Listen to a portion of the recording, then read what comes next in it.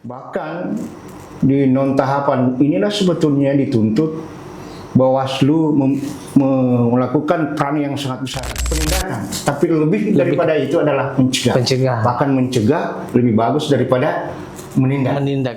Kak Nair ini adalah tokoh agama, akademisi, dan Kak Nair ini juga sebenarnya hampir jadi politisi. Ini ruang waktu ini harus memberikan pendidikan politik yang benar kepada masyarakat. Bahkan ini lebih berat dari melakukan pengawasan yang hanya beberapa hari. Jadi menurut saya, kalau ada oknum orang yang mengatakan bahwa Bawaslu itu sudah selesai tugasnya setelah setelah tahapan pemilu, saya bilang tidak.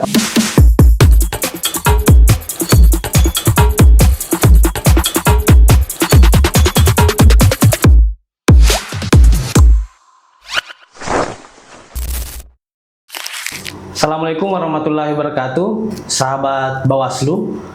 Kesempatan ini Bawaslu Kabupaten Bone dalam sesi Macarita akan melaksanakan kegiatan yang berkaitan dengan bagaimana konteks politik itu dipandang dari sudut keberagaman. Jadi refleksinya itu pada pemilu tahun 2024 yang lalu.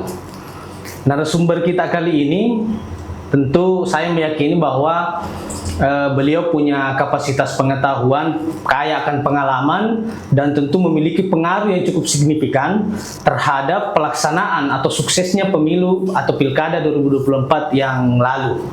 Karena damainya pilkada 2024 yang lalu dipengaruhi juga atas hadirnya Nahdlatul Ulama sebagai organisasi yang memiliki moto untuk bicara soal keberagaman. Ketua Nahdlatul Ulama Kabupaten Bone, Bapak Dr. Rahmatun Nair SHG MAG. Bagaimana kabar Kak? Sehat-sehat aja? Alhamdulillah. Alhamdulillah. Baik-baik dan semoga kita semua berada dalam lindungannya. Kak Nair ini adalah tokoh agama, akademisi, dan Kak Nair ini juga sebenarnya hampir jadi politisi. Kenapa demikian, Kak? Karena isu yang sangat sentral dibicarakan sebelum, saya ingat sekali dan mungkin teman-teman juga mengingat bahwa sebelum tahapan pencalonan, sekitar bulan Juni, Juli, Agustus itu 3 bulan terakhir itu center di media sosial, di media cetak dan pemberitaan itu, baik media elektronik maupun media cetak, sangat banyak didiskusikan tentang ketokohan seorang akademisi Rahmatun Nair ini untuk maju sebagai Bupati Bone. Dan bahkan yang mau saya standing point saya di sini juga soal ada voting, Kak. Ada voting di beberapa media sosial, ternyata muncul sebagai top leader di beberapa seperti beberapa top leader yang lain yang menjadi tokoh Bone yang akan maju sebagai Bupati Bone, dan Kak Nair selalu muncul namanya mewakili akademisi. Nah, pertanyaan saya untuk diketahui juga oleh teman-teman, kenapa Kak Nair ini lebih memilih tetap menjadi akademisi, ketua NU, ketimbang maju sebagai calon bupati atau menjadi seorang politisi, Kak? Ya, makasih Dinda Pipin. Memang menjelang pemilihan bupati, beberapa tokoh dan beberapa orang itu menghubungi saya untuk jadi salah satu calon dalam kontestasi pemilihan kepala daerah di Kabupaten Bone. Waktu itu saya katakan bahwa itu sebetulnya tidak ada masalah.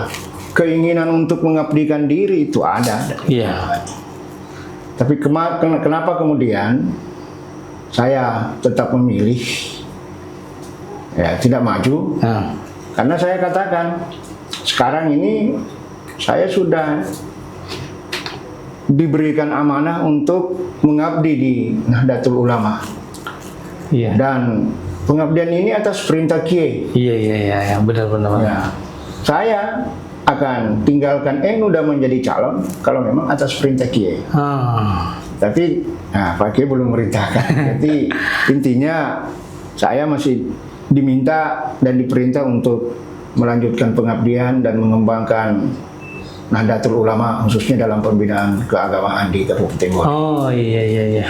Berarti memang sudah menjadi perintah Kiai dan belum saatnya mungkin untuk mencalonkan diri. Ya di NU itu kan ya salah satu prinsip itu ya manut dan taat pada perintah Kiai. Iya. Kalau Kiai sudah bilang ya kita mau apa ya. Nah ini kan waktu menjelang pembenahan NU untuk dibenahi dan dibentuk pengurus-pengurus kecamatan di 27 kecamatan itu kan perintah Kiai. Iya. Dan waktu dicalonkan saya minta restu sama Kiai. Ya direstui lah dan diminta untuk memimpin NU. Jadi tidak bisa saya tinggalkan begitu saja kalau bukan pada prinsipnya yang manut itu Kak ya. Jadi ada memang beberapa partai yang menawari itu. Saya bilang saya siap, tapi tunggu dulu. Kalau sudah ada perintah Kiai saya, insya Allah tinggalkan PNS. Tapi itu juga belum ada perintah Kiai. Kan ada yang mengatakan mungkin waktu itu saya tidak maju karena waktu masa kerja saya kan masih ada 20 tahun. 20 tahun sampai pensiun kan? Sampai pensiun. Saya bilang itu bukan soal, kalau sudah perintah Kiai ya tinggalkan. Iya. Karena ini adalah amanah yang harus diemban bagi kita. Di NU itu kita yakin bahwa perintah itu akan pasti membawa berkah. Ya. Berarti memang betul bahwa ada partai politik yang sudah mengkoling-koling mengajak untuk bergabung dan siap untuk mengusung Kak Di? Iya, ada. Bahkan ada non partai juga yang non partai. Artinya mereka mau maju tanpa independen berarti. Tokoh ya ini untuk mengajak untuk independen. Tapi ya saya bilang sekali lagi itu kita karena sekarang saya sudah di NU atas perintah Kiai. Kalau saya meninggalkan saya bisa tinggalkan NU ke tempat lain dengan pengabdian yang sama. Kalau memang perintah Kiai. Oh iya. Tapi seingat saya dan seingat teman-teman sahabat-sahabat Bawaslu mungkin, sahabat-sahabat Bawaslu yang menyaksikan ini, bahwa setidak-tidaknya 3 kandidat calon Bupati Bone kemarin itu, baik Andi Rio Idris Pajalangi, Haji Andi Islamuddin, Haji Andi Asman itu, mereka semua informasinya semua pernah ketemu dengan Ketua NU dan mendatangi kantor NU. Iya. Bukan saja Ketua NU yang ditemui, tapi beberapa pengurus NU yang lain juga di kantor NU itu ya, ketiga-tiganya datang berdiskusi, sharing tentang bagaimana Bone ke depan yang lebih baik itu. Jadi mereka menyampaikan program-program dan rencana-rencana yang akan dilaksanakan kalau terpilih menjadi bupati, dan saya kira itu tidak ada masalah. Dan NU memang itu rumah besar seluruh umat Islam, bahkan menjadi pintu yang selalu terbuka untuk siapa saja. Makanya semua calon gubernur dan wakil gubernur juga ada datang. Bahkan datang. Wakil gubernur saya silakan datang ke NU, ke kantor NU, karena NU itu adalah untuk semuanya. Rumah besar umat beragama ya. Untuk berdiskusi, untuk sharing-sharing, untuk saling menginformasikan sesuatu yang baik.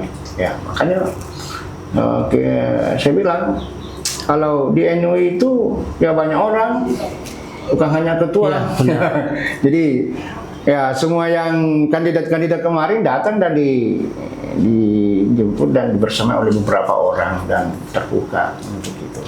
Dan saya kira bukan sesuatu yang salah ya.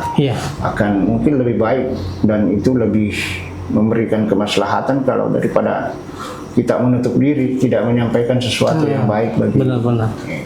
Berarti isu terkait bahwa NU mendukung calon tertentu itu bisa dikesampingkan, bahwa memang NU ini adalah rumah besar semua orang, bukan hanya calon tertentu atau orang per orang saja. Jadi kalau dikatakan bahwa NU mendukung calon tertentu keliru. Tapi kalau orang-orang NU ada di mana-mana.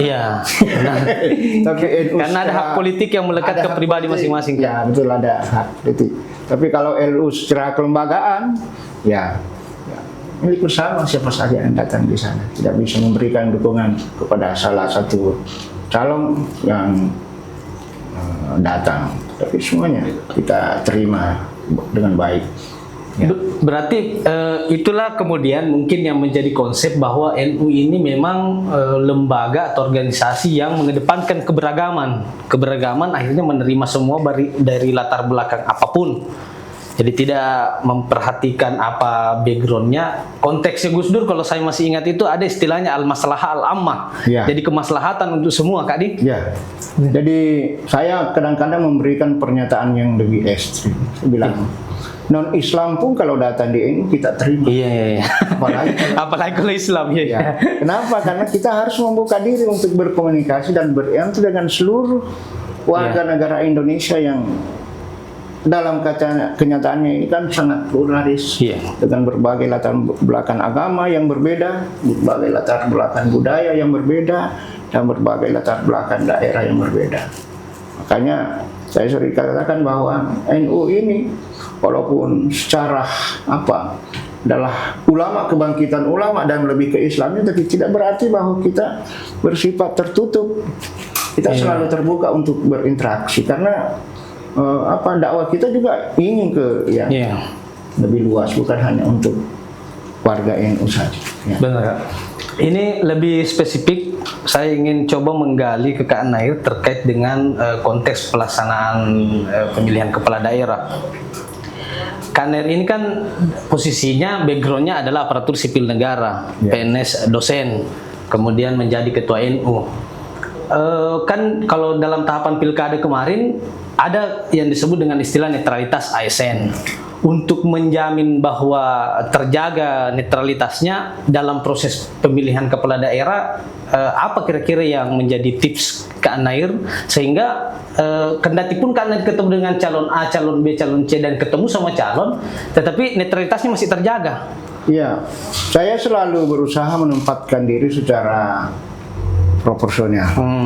Dan misalnya kalau ada kegiatan-kegiatan yang tidak bisa saya hindari, misalnya dipanggil membaca doa dalam acara partai, saya tanggalkan atribut PNS semua itu. Jadi dalam kapasitas saya sebagai ketua NU yang diminta, dan itu permintaan itu wajib saya laksanakan. Dan itu saya buktikan dalam beberapa waktu. Ada partai yang memanggil saya untuk baca doa, saya datang, tapi tidak ada atribut-atribut yang saya pakai, karena kita paham betul bahwa kita ini harus menunjukkan netralitas sebagai contoh kepada masyarakat untuk mensukseskan pemilu ini benar-benar berlangsung secara jurdil dan bermartabat ini. Ini juga beberapa kali kan Bawaslu Bone ini mengundang Kak Nair itu hadir sebagai narasumber baik di BIMTEK internal maupun di BIMTEK eksternal yang melibatkan kelompok-kelompok Cipayung, organisasi kepemudaan, ormas. Kira-kira dalam konteks partisipasi, kegiatan partisipasi yang dilakukan oleh Bawaslu pada saat tahapan pemilu kemarin, apa kira-kira urgensinya untuk menciptakan keberagaman yang memadai di lingkungan masyarakat? Ya, BIMTEK yang mendorong partisipasi masyarakat yang dilakukan oleh Bawaslu, saya kira ini adalah salah satu kunci dan salah satu faktor utama sehingga pelaksanaan pemilu bisa berjalan dengan damai seperti yang terjadi pada beberapa waktu yang lalu. Kenapa saya katakan? Karena kalau kita mau berharap pada aparat dan